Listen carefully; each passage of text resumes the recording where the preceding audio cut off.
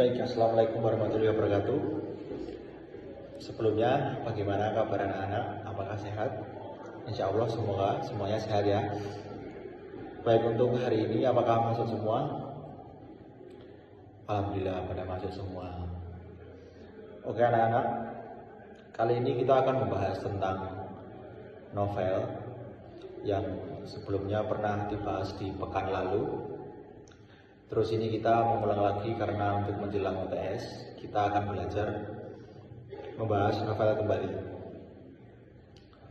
Baik, berikut ini PPT-nya. Tolong semuanya menyimak ya. Saya bacakan. Untuk novel sendiri ini adalah karangan prosa yang sangat panjang, mengandung rangkaian cerita kehidupan, cerita seseorang atau cerita percintaan, cerita peristiwa sekelilingnya yang menonjolkan watak dan sifat setiap pelaku. Untuk novel ini ada apa aja sih? Nah, berikut ini ada beberapa dari unsur intrinsik dari novel itu ada. Yang pertama ada tema. Bisa dilihat di sebelah PPT. Di sini ada tema pokok pikiran, ide atau gagasan tertentu yang akan melatar belakangi dan mendorong seseorang menuliskan karangannya. Itu tadi adalah penjelasan dari tema. Oke, dan yang kedua ada latar, yaitu bagian cerita atau landasan tumpung yang mengacu pada masalah, tempat dan waktu terjadinya peristiwa, serta lingkungan yang digambarkan untuk menghidupkan peristiwa. Dan latar itu sebenarnya cuma ada 3. Latar waktu, tempat, dan latar suasana. Nah, latar waktu itu adalah latar untuk menentukan jam kita membuat penulisan itu atau jam di mana peristiwa itu terjadi. Nah, dan latar suasana itu bisa disebutkan oleh seperti siang, pagi, atau malam.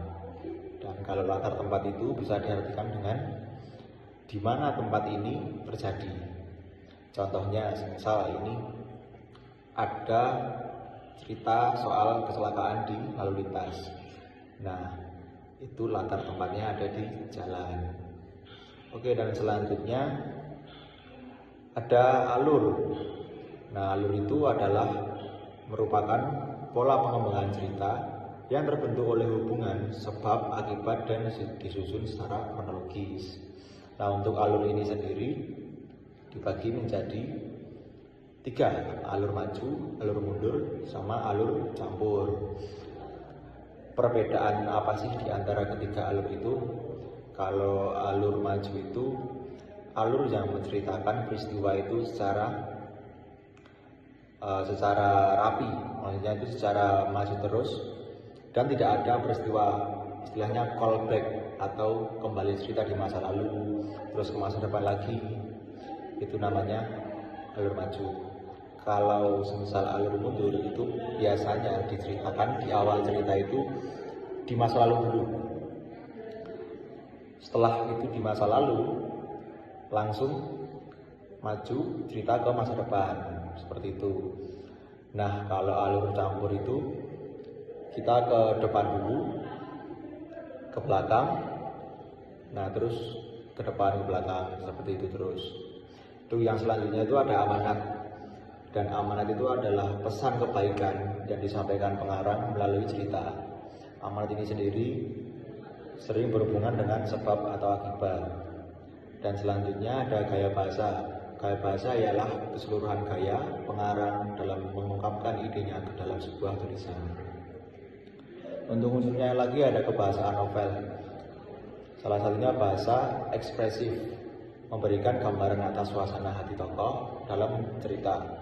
Bahasa dalam novel juga bersifat sugesif atau mempengaruhi pembaca mempercayai cerita yang dikisahkan dalam novel. Itu tadi penjelasan novel dari saya.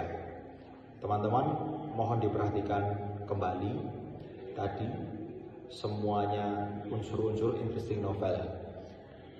Dan yang selanjutnya Bapak kasih tugas untuk berkelompok, yaitu menganalisis unsur intrinsik novel Bumi Manusia, mulai dari tema, alur, tokoh, dan penokohan, latar, amanat, biasa. Tugas Bapak kasih deadline 1 hari. Jika belum selesai, saya tambah lagi jadi 2 hari.